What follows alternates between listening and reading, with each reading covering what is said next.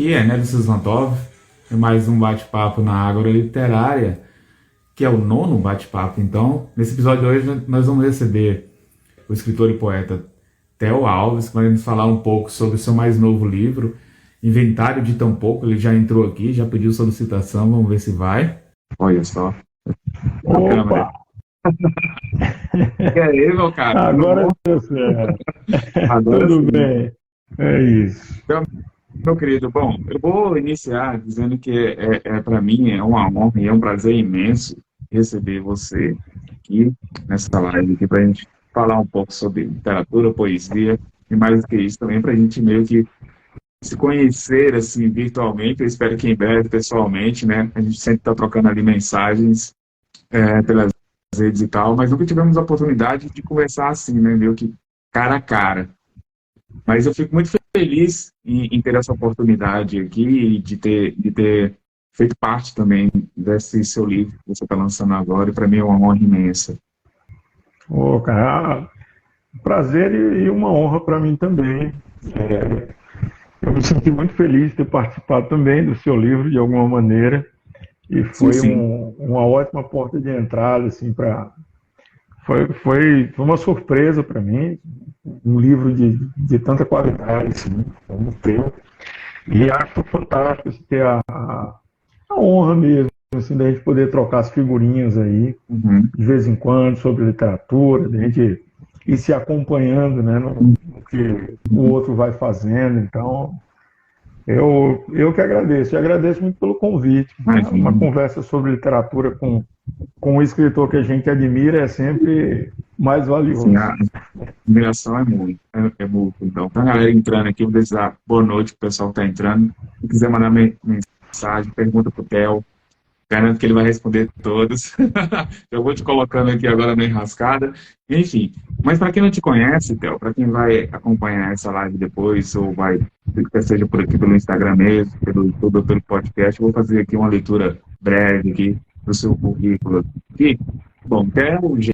Alves nasceu em 1980 em Natal e hoje vive em Santa Cruz, né, ambas cidades no interior do estado, né? Além disso, é servidor público e professor de língua portuguesa e literatura brasileira, né? Como fotógrafo, dedica-se, em especial, à fotografia documental e de rua, tendo participado de exposições que discutiam relação de trabalho e a vida em comunidades e regiões como Trairi e Seridó, né? Coleciona algumas premiações e concursos literários de prosa e também de poesia, entre as quais se destaca a conquista do Prêmio Nacional de Contos Inácio Loyola Brandão 2017, com o conto Por que não enterramos o cão, que está presente no livro que recebe esse mesmo título, né? Um livro, então, de contos. Mas eu vou falar agora sobre as suas demais obras, né? Então, a lista aqui é uma boa lista, né? Em 2009, você já inicia ali com um pequeno manual prático de coisas inúteis, é um livro de poesia lançado pela Flor do Sal, né? Em 2015, você lança A Máquina de Acessar os Dias, que é também um livro de poesia, também pela mesma editora, Flor do Sal. Em 2018, você lança Doce, Azedo, Amaro, pela editora Moinhos. E aí, em 2021, você lança Por que não enterramos o cão, que é um livro de contos, pela Patuá. Nesse mesmo ano, você lança mais dois livros, A Cartomante, que adivinha o presente, que é a edição de autor, que é um livro de crônicas, né? E Caderno de Anotações Breves e Memórias Tardias, que é lançado pela Sol Negro. Bom, e aí, em 2022, você estreia no romance com o livro Barreiro das Almas, pela Caravana. E agora, em 2023, você está lançando um inventário de tão pouco pela editora Pena Lupes, que é o livro que nós vamos comentar em sua maioria aqui hoje. Deixei alguma coisa de fora que você gostaria de acrescentar? Falei tudo certinho ou não? Ah, falou, eu acho que tem até muito. Nem sabia que eu tinha feito tanta coisa. Então, pelo que assim, a gente pode notar, você tem uma vasta produção poética, né? E é não raro falarmos antes de adentrarmos na sua produção, na sua escrita, quando a gente fala de poesia, a gente fala de imagem poética, né? Quando analisamos o gênero e tal. Mas eu não vejo outra forma de analisarmos a fotografia, que é também uma de suas atuações, né? Sem falarmos então também desse olhar poético, né? E eu queria que você falasse sobre essa relação entre, né, antes de adentrarmos na parte da escrita, sobre essas duas questões, a fotografia e a poesia na sua vida, sobretudo a fotografia. Ótimo, assim, a fotografia é uma coisa que estranhamente começa cedo e tarde na minha vida, né? Porque desde muito novo eu sempre senti uma necessidade de me expressar pelas imagens. E como não tinha muito como fazer isso, assim, não tinha habilidades de desenhista, não tinha como fotografar, não tinha câmera, não tinha nada, assim, eu recorri à palavra, né? Era a única maneira que eu tinha de criar as minhas imagens. Então, desde pequeno eu sentia essa necessidade de produzir imagens, né? Mas essa necessidade foi sublimando até se tornar, até encontrar um caminho através da palavra. E aí só depois dos 30, já mais maduro, cometendo erros diferentes, eu descobri que eu podia fotografar, né? E me interessei muito por isso, assim. Foi um caminho que eu enveredei assim, com uma intensidade absurda. Tanto é que quando eu comecei a fotografar, eu parei de escrever praticamente, assim, estava dedicado completamente à fotografia. E aí eu descobri que as imagens que eu podia fazer com as palavras, eu também podia fazer com as próprias imagens. E aí é engraçado, porque todo o caminho, né, que eu fui traçando como leitor, como escritor, como alguém que gosta de arte, né, de fotografia, de pintura, de tudo, de uma certa maneira me fazia ter um certo escopo, assim, ter uma certa bagagem para isso. E aí eu descobri que eu curtia muito fazer imagens. E foi interessante porque eu descobri nesse processo que fazer as imagens com a câmera tinha um outro sentido também. Assim, a sensação que eu tenho é que o meu trabalho com a literatura me organiza, me faz entender as coisas que eu sinto com relação ao mundo e a mim mesmo. Assim. Mas é uma coisa mais interna. Assim, eu me organizo muito pela palavra, pela imagem que a palavra me proporciona. E aí eu descobri que a fotografia me organizava não exatamente comigo, mas com o mundo. Então, o meu olhar como fotógrafo era, ao mesmo tempo, um olhar de quem via e de quem era visto. Então, na fotografia, eu consegui estabelecer, especialmente essa coisa da fotografia documental, de rua, uma certa conexão assim, intensa e singular com os meus motivos. Então, aquilo que eu fotografava era o que eu via, mas era também o que me via, né? Então, essa possibilidade de organizar o meu olhar, não mais comigo mesmo, mas com o mundo, foi uma coisa que me encantou assim, absurdamente. Nem sei se eu estava pronto para um impacto tão grande. Assim. Tanto é que quando eu comecei a fotografar e ter essa sensação, eu disse, cara, isso é muito melhor do que escrever. Isso é muito mais fantástico do que escrever. E eu digo assim, sem a menor cerimônia, se eu pudesse fazer só uma coisa, entre escrever e fotografar, eu só fotografaria. Mas essas são coisas que a gente não tem muito como controlar, né?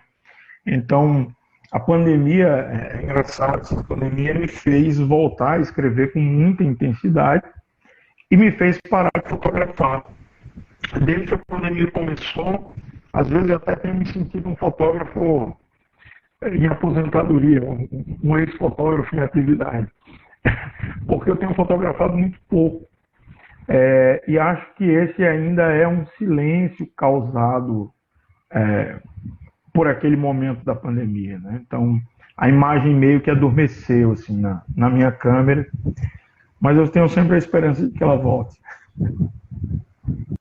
a Silvia Brito fez uma pergunta para você, que curiosamente eu anotei também para fazer Ah, grande lá Silvio. no final, né? Mas Uhum. foi bastante oportuno, né? Que ela pergunta o seguinte, né? Eu queria perguntar sobre a relação sua entre música e poesia, né? Porque senti que os poemas de Inventário, muito musicais, ritmados, quase que orquestrados, né? Isso é natural ou proposital, né? Curiosamente, eu falo sobre isso no prefácio, né? Que tem uma musicalidade ali. E aí relendo também seus poemas e falo assim, não, realmente, isso aqui é muito marcante, temos que fazer essa pergunta a ele. Eu achava que bom, a prova aqui agora de que não sou apenas eu a identificar isso. Queria que você falasse sobre essa relação também. Ah, claro.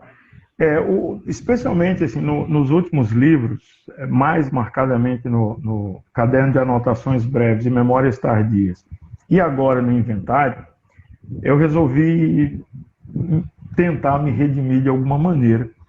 Porque Uhum, nos meus primeiros livros, havia uma coisa proposital, assim, em boa parte dos poemas, que era de escrever poemas para serem lidos e não para serem ditos.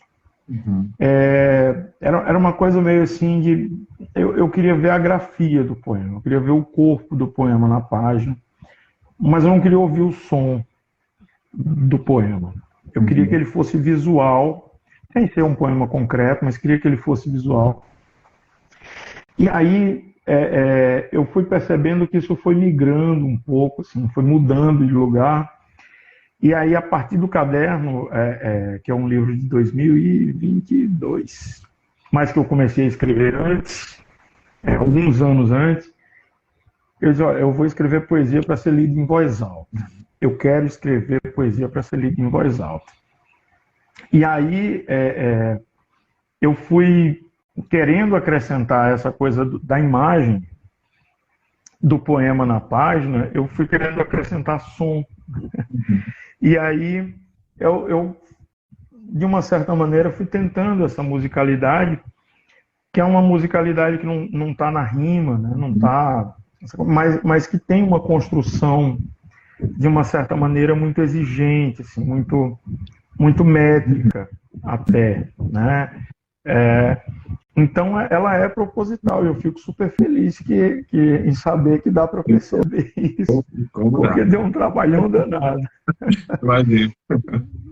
Bom, eu acho nada mais do que oportuno, então, que a gente, né, ouvir agora um pouco você recitando algum poema ou algum trecho em prosa aí que você separou para a gente. Eu acho que seria interessante a gente começar pelo um poema. Você quer que eu comece por algum livro em Não, especial? Ou... a noite é sua, você que manda. Então eu vou começar com um poema do Caderno, Ok. que é. Estou com ele aqui, todo marcadinho. Uhum. Caderno de Anotações Breves e Memórias Tardias. E eu vou começar lendo um poema que tem um significado muito especial para mim. Assim, e é o poema que eu mais li assim, durante o trabalho com esse livro, e que se chama Eu Queria Sonhar Como Sonham os Yanomami. E para mim é sempre uma homenagem assim, ao povo Yanomami que me desperta muito interesse e muitos sentimentos bons. E diz o seguinte: eu queria sonhar como sonham os Yanomami, sem sonhos que me sufoquem pelo umbigo, sem o despertar histriônico das ambulâncias que acordam a cidade, movendo os carros e a vida toda para cima das calçadas. Eu queria sonhar como sonham os Yanomami, imersos em suas florestas como líquenes, ou animais ligeiros que passam silenciosos sobre os gravetos. Eu não queria sonhar como estes animais barulhentos que somos, que guardam na pele dos papéis as palavras para as quais a memória é incapaz. Eu queria sonhar como sonham os Yanomami. Enquanto venço o barulho das ruas e entre semáforos vejo brotar minha irmã, feitos da mesma matéria, do mesmo concreto, que ergue árvores imensas que tocam o peito do céu. Eu queria sonhar como sonham os Yanomami e poder rever meu pai e o pai de meu pai e de todos os que vieram muito antes de mim, cujos nomes estão guardados nas costas do céu, fincados entre os espíritos de tudo o que é vivo. Eu queria sonhar como sonham os Yanomami, sem precisar acordar, sob o despertador maligno da ambulância que cruza meu bairro, antes das 7 da manhã, anunciando o fim dessa gravidez inversa que dará à luz um morto. Devo dizer que é potente, como a maioria de seus poemas, sabe? Muito potente. Sabe? Eu acho impressionante, assim, como os seus poemas eles descarregam assim, essa capacidade de impactar, né, gente? Eu tento ser um leitor frequente, ou assíduo, pelo menos, da poesia, né? Meu ramo é a prosa.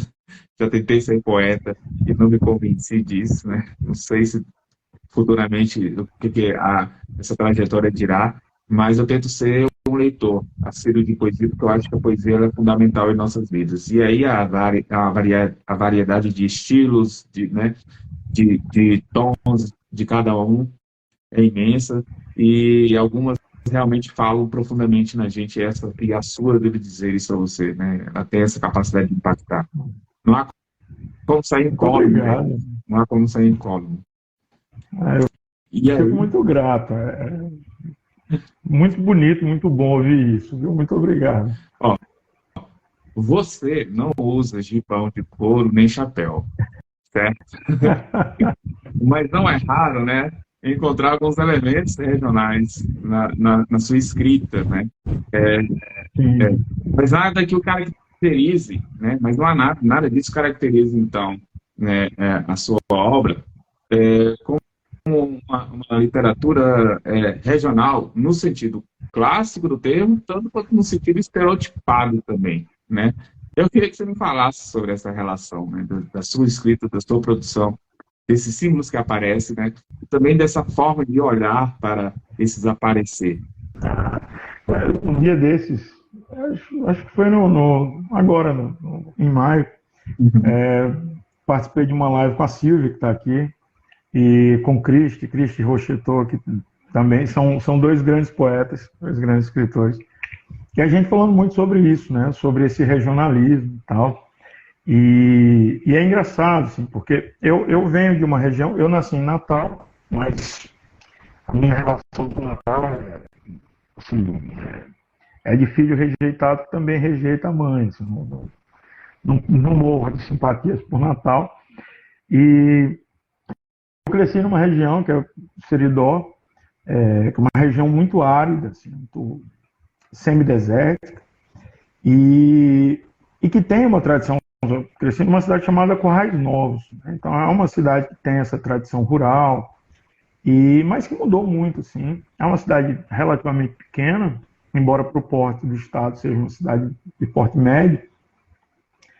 E assim, eu convivi com algumas sombras assim, desses elementos do regional, especialmente através do que eu ouvia da minha avó, né? E que era uma figura que cresceu na zona rural, filha de pessoas da zona rural, que trabalhou muito tempo em casas de fazendeiros. Então, eu trago um pouco disso na memória. E a Elisa, minha esposa, está dizendo que está travando um pouco. Acho que sou eu que devo estar travando ali. E ela está aqui pertinho, então... Então, assim, esses elementos, eles são uma espécie de sombra que eu vejo de longe, de alguma maneira, e que me moldaram um pouco, que me construíram de uma certa forma. Mas eu sinto que esse universo, assim, ele me toca dentro de uma certa distância. Eu, na verdade, sou um sujeito de cidade pequena, mas de cidade, né? De uma urbe pequena. E isso aparece mais assim, no que eu escrevo, né? Essa coisa da rua miúda, dos bairros pequenos. Acho que agora deu uma travadinha. Então isso aparece com mais frequência. E como a gente estava dizendo na live, é uma coisa que eu digo sempre, assim, eu sinto que essa coisa da região, ela me identifica, mas ela não me limita. né? Sim. Então, eu escrevo sobre coisas que gente no mundo todo escreve, né? Sobre as mesmas angústias, sobre o mesmo cansaço, sobre as perdas, sobre o esquecimento, sobre a memória. Então, mesmo sendo esse sujeito de cidade pequena, né, de uma certa maneira as minhas angústias e tudo aquilo que eu desejo, que eu espero, que eu sonho, é igual a todo mundo, em qualquer lugar do mundo. E aí eu brinco muito com essa coisa do regional, porque assim,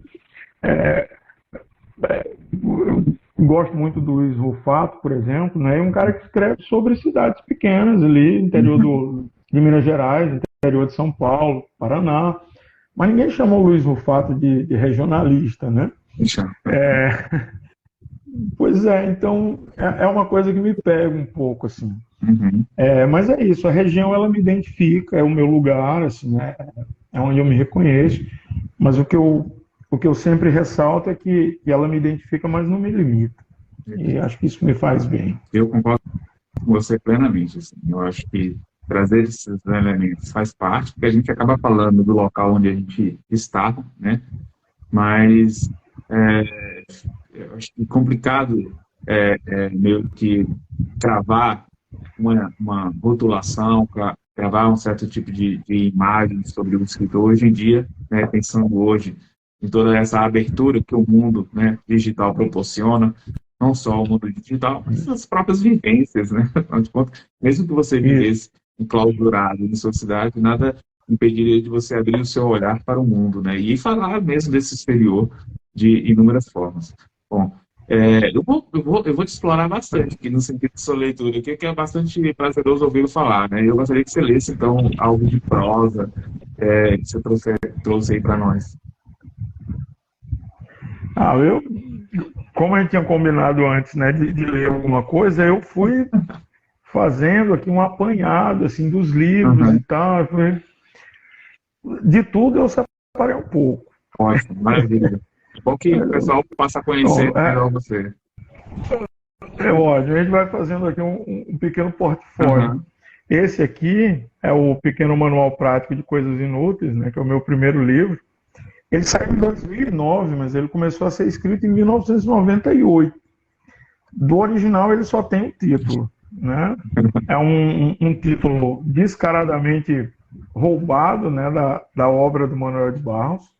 E no começo, ele começou a ser escrito em 98, e eu deixei depois ele de lado, porque ele parecia muito um livro escrito com maneirismos do Manuel de Barros.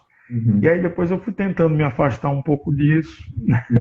E aí demorei 10 anos para conseguir fazer isso. Eu espero ter conseguido. E aí o livro tem algumas partes, e uma delas é o manual, de fato, que são textos de instruções poéticas, né? E eu escolhi aqui um poema chamado Instruções para Adornar o Inverno. Aí diz assim: para adornar o inverno, deves 1. Construir uma noite de junho. 13 ou 14 são dias de bom apelo. 2. Polvilhar chuva miúda. Tons de cinza fazem a cidade mais sutil. 3. Cozer o milho em fogo brando. Um novo amarelo é desnecessário em face de um previamente estabelecido. 4. Ajuntar a gente ao pé da avó. As histórias do tempo são fundamentais para o envelhecimento das horas. 5. Polir com chuva branda as ruas. As luzes de mercúrio só existem de fato sobre a pedra úmida. 6. Espalhar 1 ou 2 cães pela rua. A fome de um cão tem por costume nos enternecer. 7. Inventar rezas antigas. O inverno recria com exatidão a fé ancestral. 8. Ao fim, agradecer a Deus é um hábito, por demais comum. Convém fazê-lo, in nomine Dei. Esse é um dos poeminhas do manual. Cheio dessas coisas, cheio de invenções. como você fala, 98, né? Você começou a escrever. A minha pergunta agora é mais ou menos nesse sentido, né? Você é um escritor, né?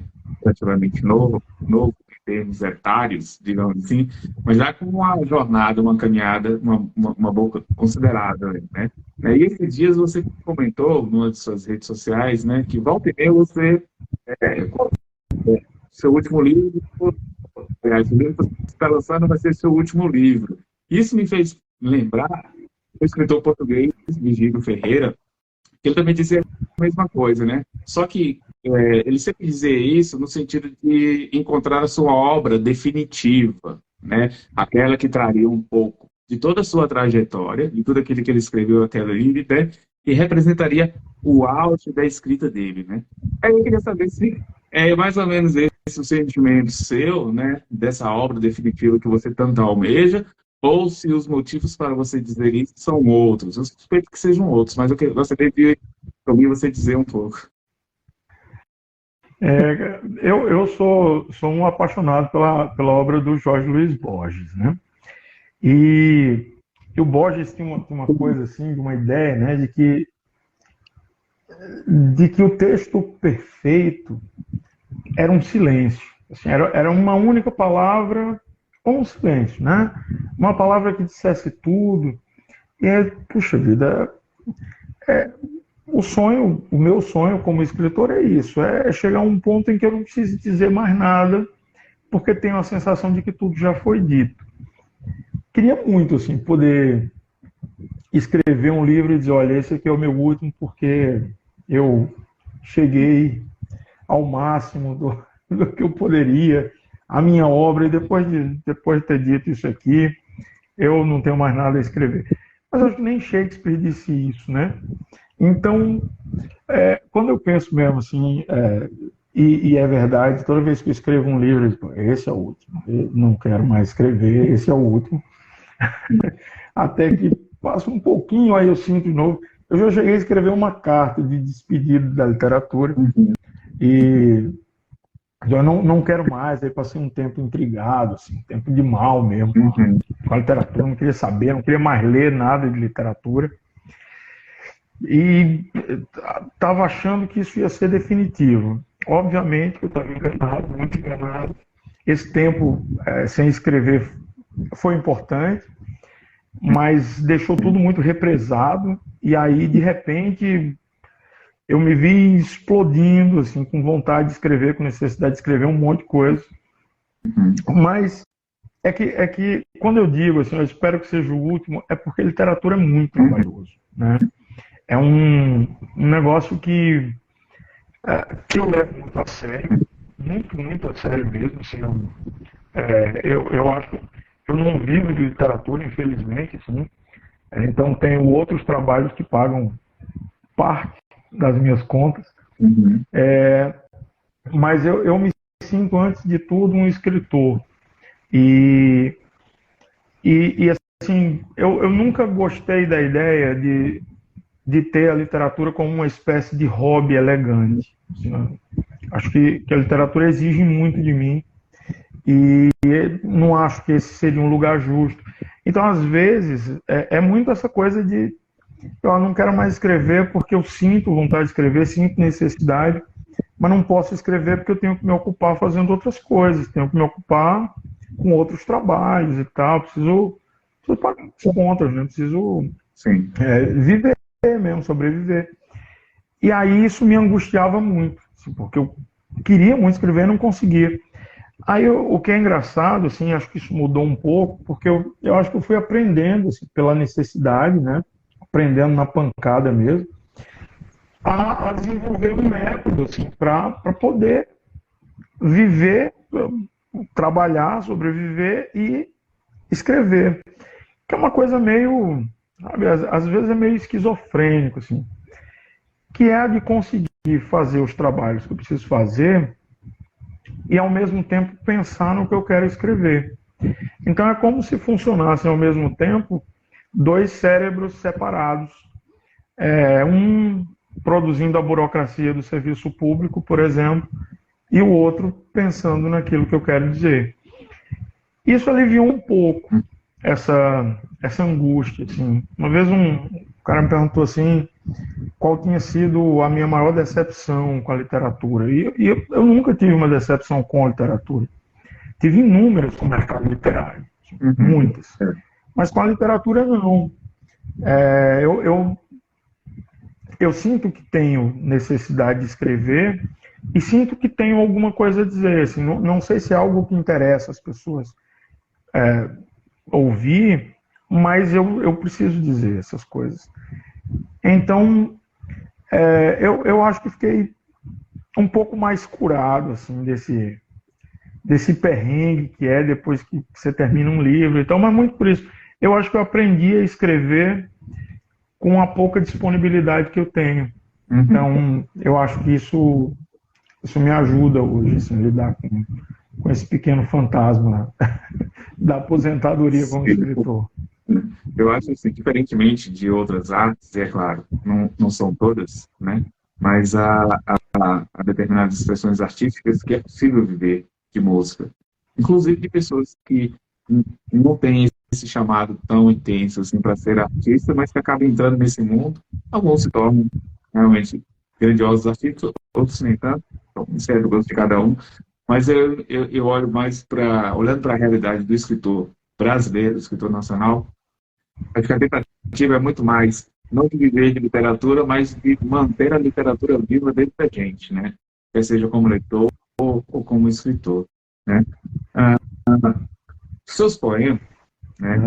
verdade. E a sua prosa, elas transmitem uma sensação de vastidão, de interioridade, né? E às vezes de um clima meio etéreo. Você até comentou algo nesse sentido logo no início do nosso bate-papo aqui, né? E eu acho que o poema seu chamado Aforismo, então de inventar então um pouco, ele meio que cria uma certa imagem sobre isso, onde você fala, né? Que como fins de tarde de domingo, que são cerimônias funerais, né? Onde ninguém está morto, né? É claro que não é necessariamente isso, né? Mas esse tom, digamos assim, esse é um tom que te apetece, esse é um tom que você gosta de falar, ou você acha que isso aí vem mais, né, do lugar de onde você fala, como um reflexo mesmo de suas vivências pessoal? Porque uma coisa é a forma como eu sou afetado pela vida, né? E eu transmiti isso na minha literatura, Uhum. ou não. E outra coisa é eu ser afetado de uma forma e falar totalmente de outra, né? E há essa possibilidade, a gente sabe. E os poetas, então, nesse falo. Eu queria que você me falasse um pouco sobre isso, sobre esse tom que você acaba imprimindo, então. Sabe, velho, eu escrevo sobre a vida, sabe? E também sobre a morte. E acho que uma coisa assim em comum, né, com os da minha geração, com os do meu tempo, é muito essa sensação de cansaço, essa sensação de que a vida é, uma vez, acho que eu chamei a vida de uma tragédia de pequenas proporções, Uhum. num E aí? poema. Eu acho que é isso, assim, a gente tem, a gente tem vivido essa nossa angústia mesmo, sabe? Que é isso, que tem a Uhum. ver com essa dificuldade de criação, porque a vida é sufocante, mas ao mesmo tempo é esse sufocamento que também alimenta aquilo que eu escrevo.